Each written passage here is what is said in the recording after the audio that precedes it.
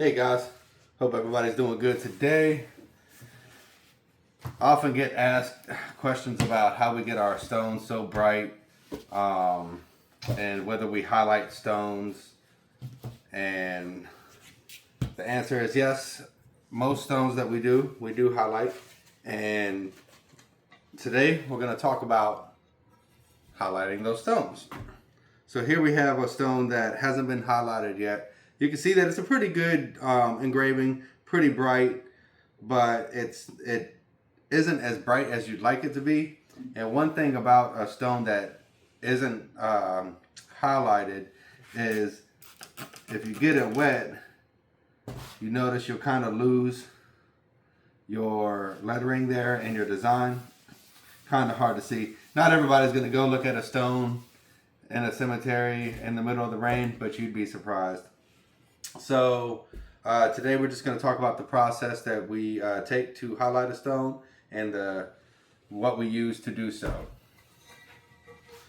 So the first thing we're going to do is clean off the stone. You really want to use ammonia-free glass cleaner. I don't have any with me, so don't rag on me too hard about that. But it's okay to use it for like a one-time use. You wouldn't want to use it for prolonged uses, especially on black granite. It can have like a cloudy effect and everything over time. So you don't want to make it a habit of using it. We're also just going to use outdoor acrylic paint and some paper towels.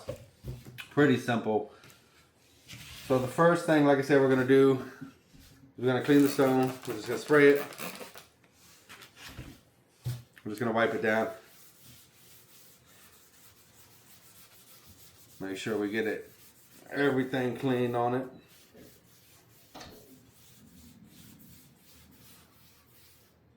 And it's actually really simple to highlight memorials.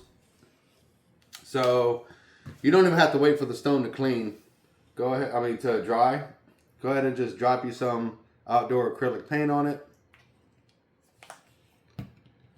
Oh, got a little bit on myself. And should have pulled that off of that old crusty stuff. So you can use the same rag that you just cleaned the stone with if you like. So what you're going to do here is just kind of spread your paint all over the stone.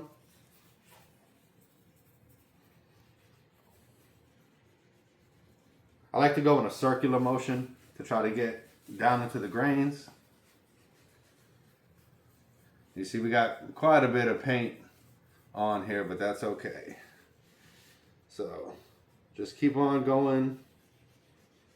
Go over the whole stone. Make sure you catch all those areas that you may have missed.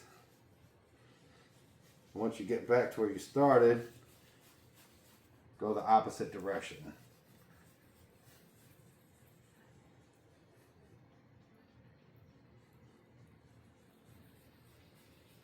We're just going to keep on doing this for a minute.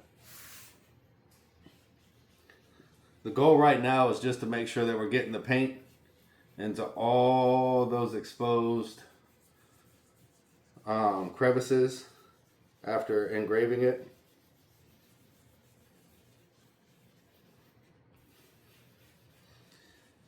And if you look at the paint as we're working it, it's actually starting to dry and thin out as we go.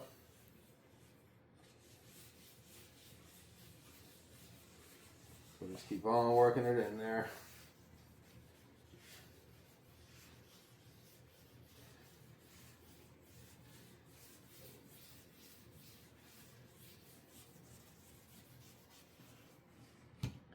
Alrighty, we're gonna grab ourselves some dry paper towels. We're just going to do the same. We're just going to sand it here. Just a nice back and forth sanding motion. And if you notice, hopefully none of that is in the way there and you can see everything. If you notice, that paint is just coming right off the stone.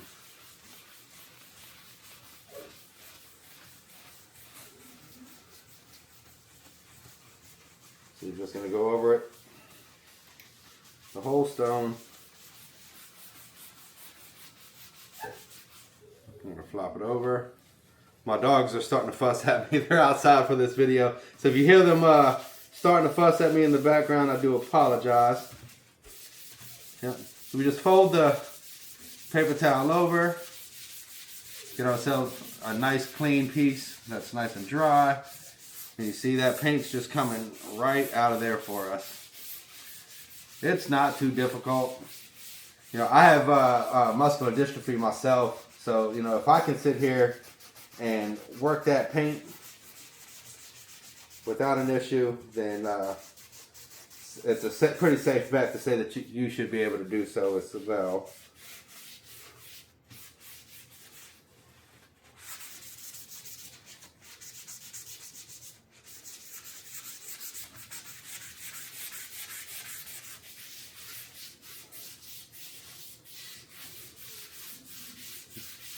You see it's just coming off of there.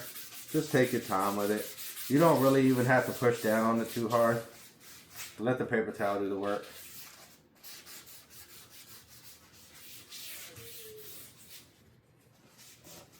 Caught a wet piece of paint there. You'll get that from time to time on the sides because, you know, you're not all that concerned about working the sides in. But as you go around the stone, especially with this one right here, it's a sawn edge. If you got a rock edge, it would be a little bit more difficult. You might want to take the time to tape off your edges. But because we got a sawn edge here, and polished edges, you know, they clean really quickly. But a sawn edge, they clean up pretty fast as well. Alright, I think we pretty much got it.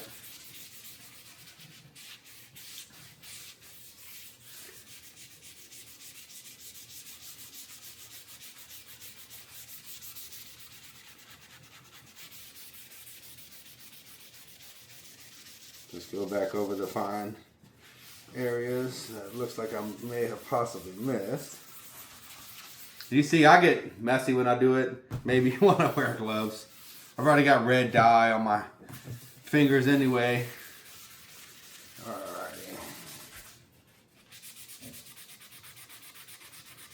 Alrighty, I think we got it.